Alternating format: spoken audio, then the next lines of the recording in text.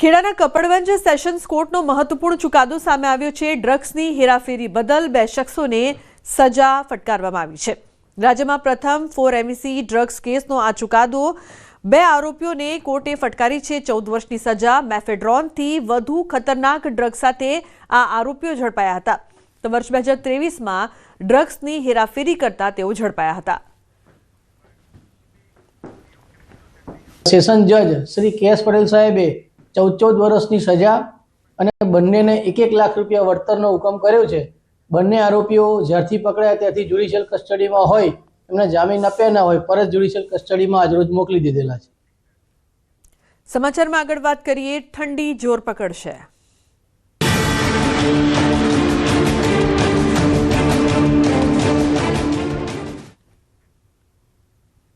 તો રાજ્યમાં ઠંડીનો ચમકારો વધ્યો છે। 10.8 ડિગ્રી તાપમાન સાથે નલિયા સૌથી ઠંડુ શહેર છે।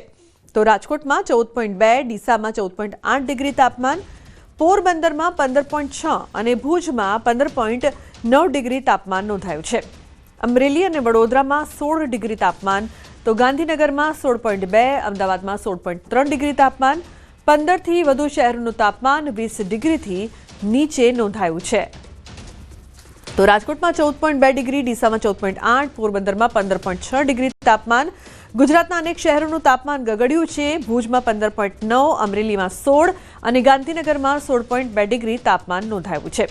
તો આવનારા દિવસોમાં પણ ઠંડી વધે તેવી શક્યતા જોવામાં આવી રહી છે। રાજ્યમાં શિયાળાની શરૂઆત થઈ ગઈ છે, ત્યારે અમદાવાદના કાંકરિયા પ્રાણી સંગ્રહાલય ખાતે ખાસ વ્યવસ્થા કરવામાં આવી છે। પ્રાણીઓ અને પક્ષીઓ માટે હીટર, બલ્બ સહિતની સુવિધાઓ કરવામાં આવી છે। વાઘ, સિંહ, દીપડા સહિતના પ્રાણીઓના પિંજરાની બહાર હીટર મૂકવામાં આવ્યા છે, જેના કારણે પ્રાણીઓને ઠંડીથી રાહત મળે છે। શિયાળામાં પ્રાણીઓને ખોરાકની વધારે જરૂરિયાત પડતી હોવાથી ખોરાકમાં પણ ફેરફાર કરવામાં આવ્યો છે। તો પક્ષીઓ અને સાપ માટે માટલા મૂકી અંદર બલ્બની વ્યવસ્થા કરવામાં આવી છે। બલ્બની ગરમીના કારણે સરીસૃપો અને પક્ષીઓને ઠંડીથી રક્ષણ મળે છે। શિયાળામાં માનવીની જેમ પશુ પક્ષીના ખોરાકમાં પણ ફેરફાર થાય છે। હાથીને પણ ગોળ, અજમો, હળદર, સૂંઠ વગેરેમાંથી બનાવવામાં આવેલા ખાસ પ્રકારનો લાડુ આપવામાં આવે છે। વાઘ, સિંહ, દીપડા, રીંછ એ લોકોના પાંજરાઓની બહાર આપણે હીટર્સ મૂકેલા છે અને એવી રીતે મૂકેલા છે કે જેથી એ હીટર્સ પશુઓને નુકસાન ના કરી શકે। સાથોસાથ આપણે જે બર્ડ્સ છે એ લોકોમાં આપણે લેમ્પ્સ, બ્રુડર લેમ્પ્સ મૂકેલા છે, જેથી એ લોકોના આખા પાંજરાનું વાતાવરણ ગરમાવાવાળું રહે અને એની ઉપર અને આજુબાજુથી આપણે ગ્રીન નેટ્સ ડબલ કરીને બાંધતા હોઈએ છીએ, જેથી બેઠો ઠાર હોય સવારના પોરમાં એ અંદર ના પડે। રાતના અંધારામાં ઠંડીનો ચમકારો ધીમે ધીમે વધી રહ્યો છે। શિયાળાની ઋતુની શરૂઆત થઈ ચૂકી છે અને ફૂલ ગુલાબી ઠંડીમાં ખાસ કરીને પ્રાણીઓને, પક્ષીઓને સૌથી વધારે અસર થતી જોવા મળી રહી છે।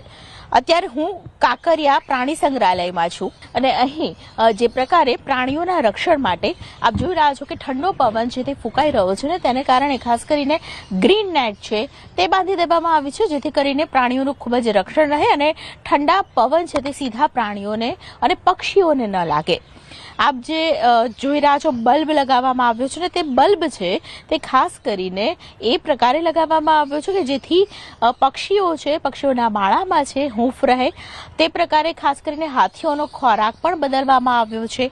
પ્રાણીઓની વાત કરવામાં આવે, વાઘ, સિંહ, દીપડા સહિતના તમામ પ્રાણીઓ છે તેમના પાંજરામાં હીટર મૂકવામાં આવ્યું છે। પાંજરા બહાર હીટર તો મૂકવામાં આવ્યું છે, પરંતુ તેની સાથે તેમના ખોરાકમાં પણ મોટો ફેરફાર કરવામાં આવ્યો છે, જેથી કરીને પ્રાણીઓ, પક્ષીઓને ઠંડીને કારણે કોઈ પણ પ્રકારનું નુકસાન ન થાય। છેલ્લા ઘણા સમયથી ગ્લોબલ વોર્મિંગની અસર પણ જોવા મળી રહી છે અને અચાનક જ વાવાઝોડું અને વરસાદની અસર, કમોસમી વરસાદની અસર પ્રાણીઓ પર અને પક્ષીઓ પર સીધી થઈ રહી છે, ત્યારે ઠંડીમાં તેનું રક્ષણ થાય તે માટે ખાસ કરીને અમદાવાદના પ્રાણી સંગ્રહાલય જે કાંકરિયા વિસ્તારમાં આવેલું છે, કાંકરિયા પ્રાણી સંગ્રહાલયને વિશેષ પ્રકારે ખાસ કરીને પ્રાણીઓ અને પક્ષીઓની તકેદારી રાખવામાં આવી રહી છે।